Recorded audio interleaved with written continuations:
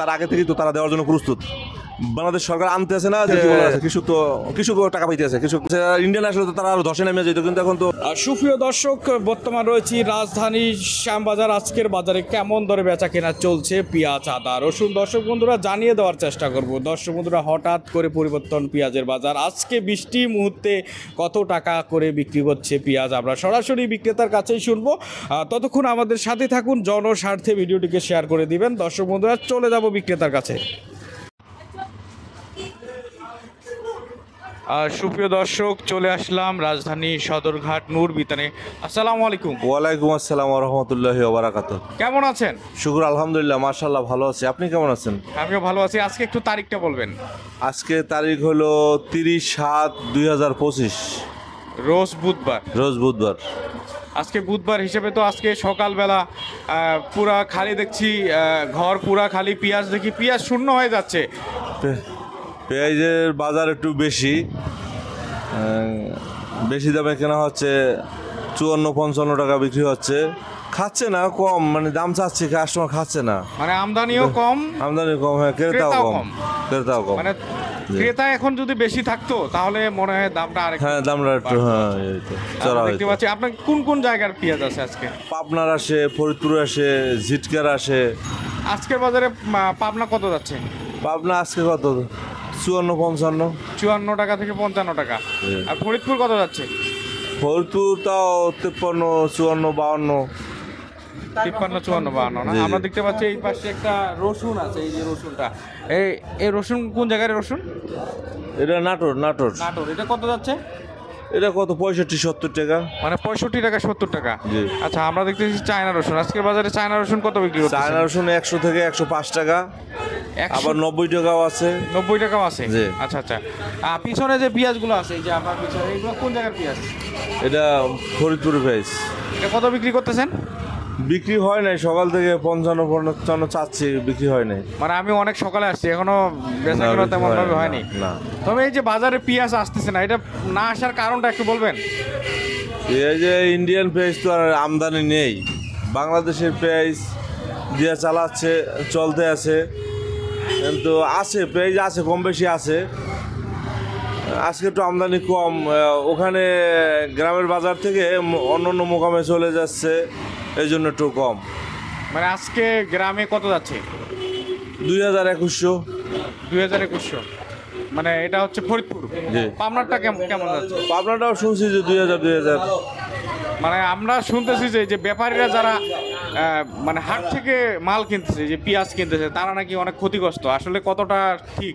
এই যে 2100 টাকা বেশি দামে কিনে এখানে আসলে খায় না, কম দামে বিক্রি করতে হয়, এই জন্য ব্যাপারে একটু ক্ষতিগ্রস্ত। আচ্ছা আচ্ছা, আপনারা তো কমিশনে বিক্রি করেন? জি আমরা কমিশন। মানে এখন যদি আপনার যে 100 বস্তা বিক্রি করলো, যা আপনার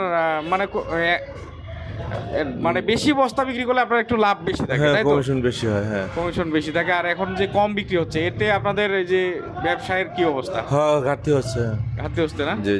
আচ্ছা, এখন দাম বাড়লে তো আপনাদের ওই 1 টাকাই পাবেন। হ্যাঁ, আর রসুন 1000 টাকা কেজি হলে আমাদের যে কমিশন কয়ালি, 1 টাকা বেচলো আমাদের ওই কমিশন কয়ালি। আচ্ছা আচ্ছা। আমরা দেখতেছি আজকে আদা দেখতেছি আপনার এখানে, এটা কেরালা নাকি? না, এটা শিলং। এটা কত বিক্রি হচ্ছে আজকে?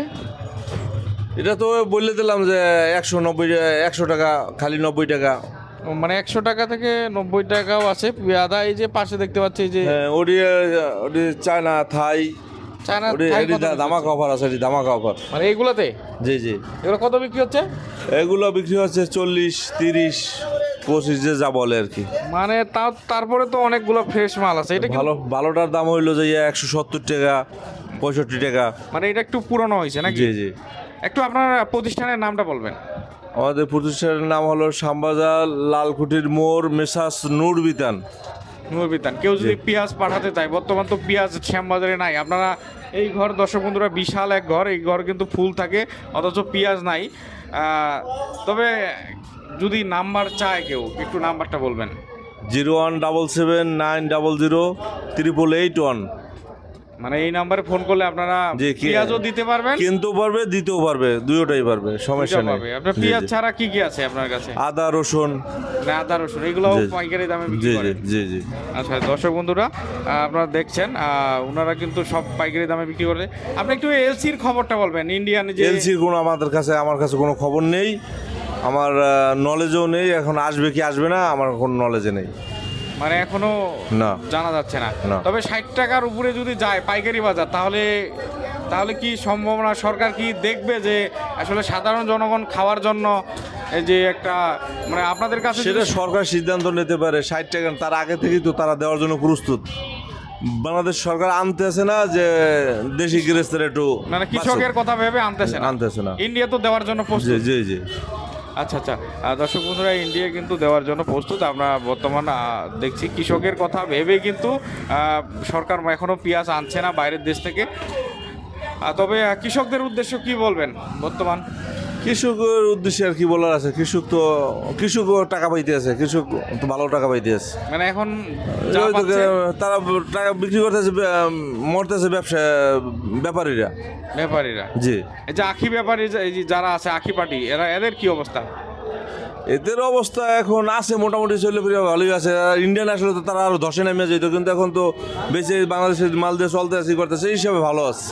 এই হিসাবে ভালো আছে না? জি। এখন যদি ওনারা মনে করেন যে যে এনারা কিন্তু প্রায় মানে বাজার, পেঁয়াজের বাজার কিন্তু সিন্ডিকেট ব্যবসায়ীও করে না, ব্যাপারীও করে না, এগুলো কিন্তু এই যে আখি পার্টিরা আছে তারাই একটু ঝামেলা করে। রাখি বাটি করে না, এটা বাজার আপ ডাউন করলে আপনার ক্ষেত্রে আপনি কি বোঝেন যে 5 জায়গায় আসলে আপনি হয়তো 2টা কমেন্ট বেশি হইলে আপনার একটু ইডিয়া বেশি হয়, তো দ্রুপভাবেই যে সে রাখে লাভের যায়, বেশি দাম দেখলে বেশি একটু বেশি বেলি তার হয়।